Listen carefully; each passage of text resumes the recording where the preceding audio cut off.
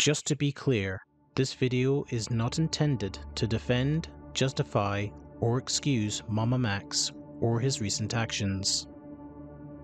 For complete transparency, early on in this situation I did hold out hope that this was just a misguided, overzealous misstep by Max, and despite his ego, ultimately I thought the ends justified his means. But now, after the consistent guilt-tripping and gaslighting of larger content creators, his threats of cancellation and lawsuits toward Moist Critical and Some Ordinary Gamers respectively,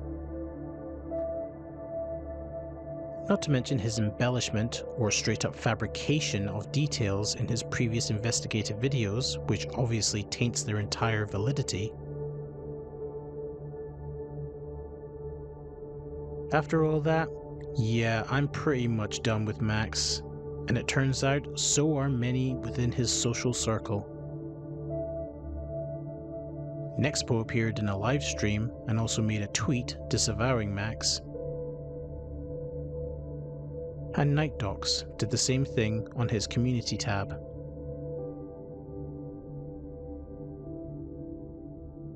And these were his friends, his peers, people he frequently collaborated with. That to me just shows how far Max has fallen. Quick interjection while I was editing this. nightdocs appeared on Nick Diorio's latest video where he revealed some very alarming things about what Max did to him. This includes taking advantage of his hospitality, making false allegations about him, and trying to isolate him from his friend group. And I have to say, after watching this, it pretty much confirms that Max is just a massive piece of shit. I mean, there's no other way to put it. And I don't say that with any joy or happiness because I once was a fan of him and thought he was fighting a good fight. But no, it turns out he's done way more damage that most of us weren't even aware of. And the fact that he did this to nightdocs, who's not only a great content creator and musician, but he was also one of Max's biggest supporters during the whole pick a side movement. nightdocs also posted this on his X account, and as you can see, he already had some dark personal stuff happening in his life. So yeah, definitely check out the video. The link will be downstairs in the description.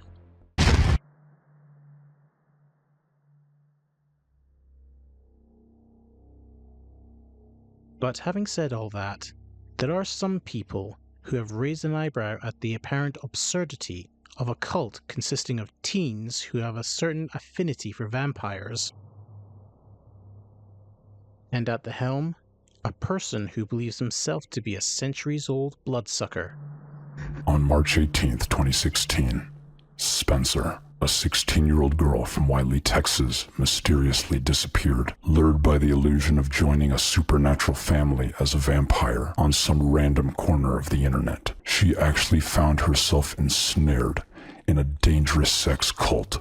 Whether this cult that Max is talking about is real or not, I don't know. But what I do know is that the group we are going to talk about tonight did indeed exist and was very real. The Vampire Clan. While not involved in the sex trade, it did engage in more macabre and bloody activities. Today this cult no longer exists, and its founder is currently incarcerated.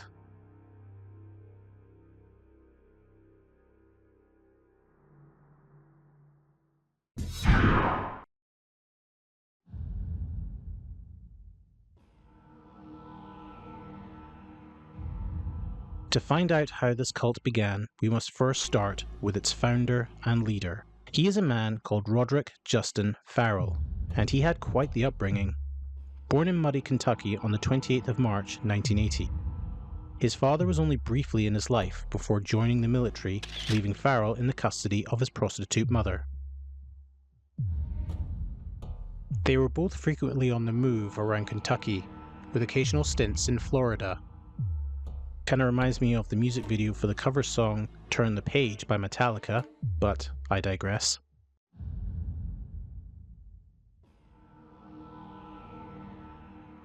One dark claim made by Farrell regarding his childhood is that he was once molested by a family member at the age of 5, but this was never investigated by authorities.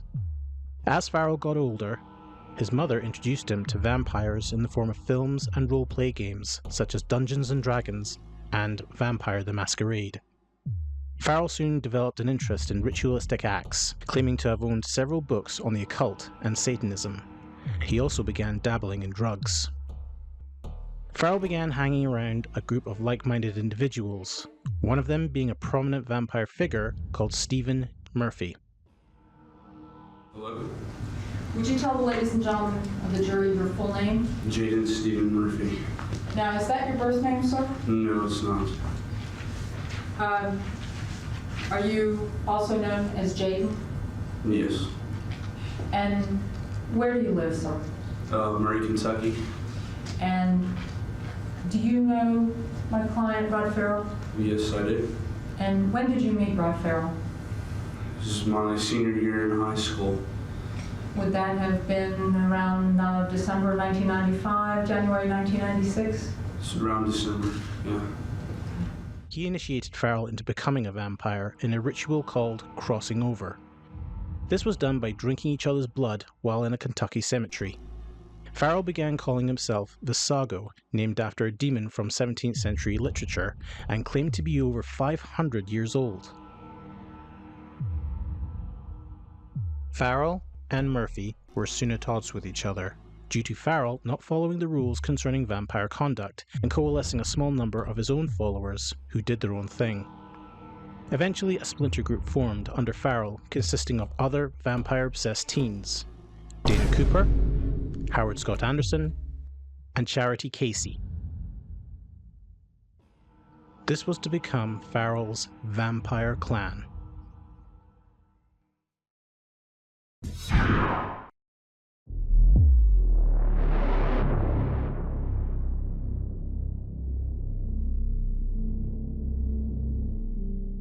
Some years before, during his previous stay in Florida, Farrell began a friendship with a girl by the name of Heather Wendorf.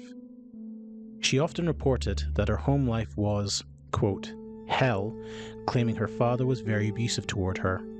She also stated her intention to run away from home, something which Farrell and his vampire clan were going to help her with.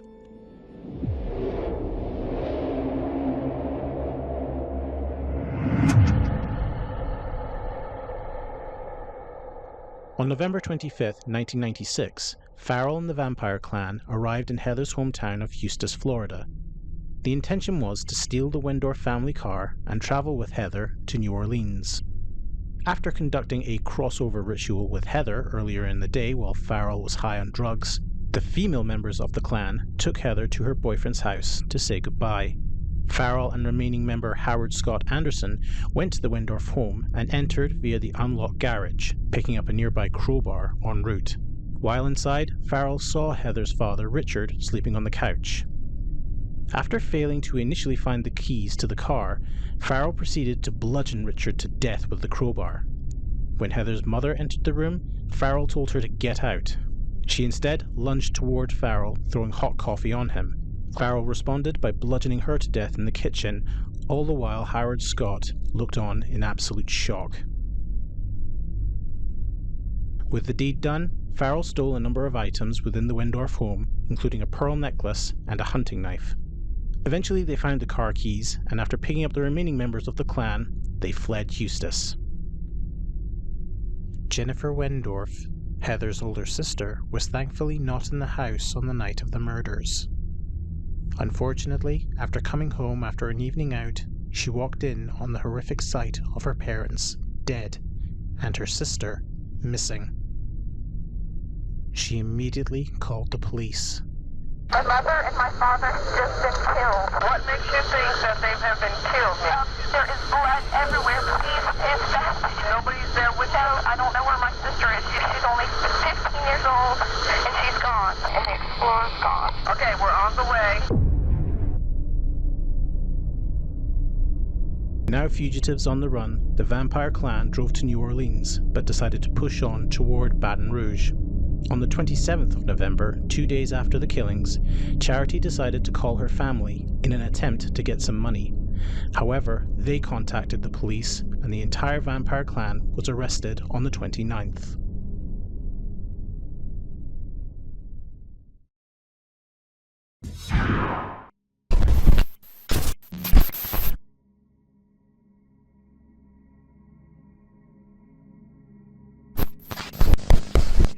While in custody, under interrogation, the following occurred. At first, Farrell tried to blame another vampire cult for the murders, but would eventually admit to the crimes, stating he acted alone, although he would later claim that Heather wanted him to kill her parents. I asked her, I said, since you've spoken so much about killing your parents over the past year, I was like, do you still want me to? And what did she say? She said, yeah. Heather, on the other hand, claimed she told Farrell that her parents were to be left alone, and that she didn't even know her parents were slain until they were well on their way to New Orleans. I remember telling him flat out, don't even go near my parents. Why would you tell him not even to go near your parents? Because he asked me not too long ago if I wanted my parents dead or alive, and I said straight out I wanted them alive. Why did he have an obsession of killing your parents? I don't know. Probably because he knows if he kills my parents, then I'd probably come to him. I probably wouldn't have anything to stay in Florida for.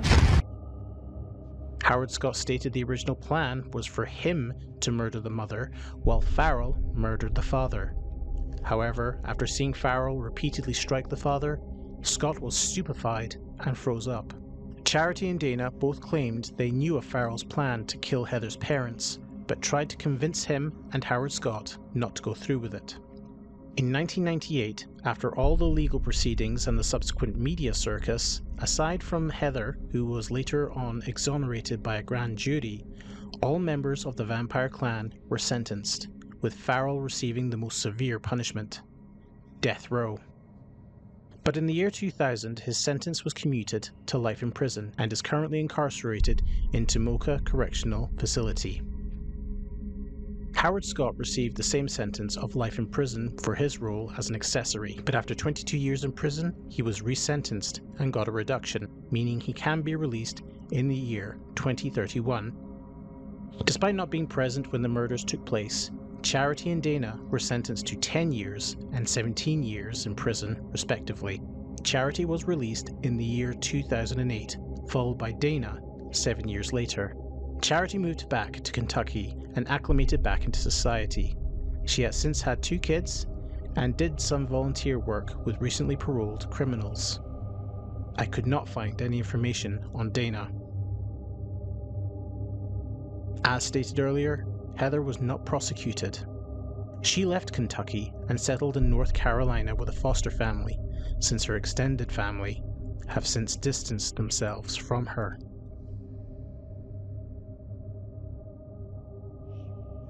A film based on the events surrounding the vampire clan was released in 2002.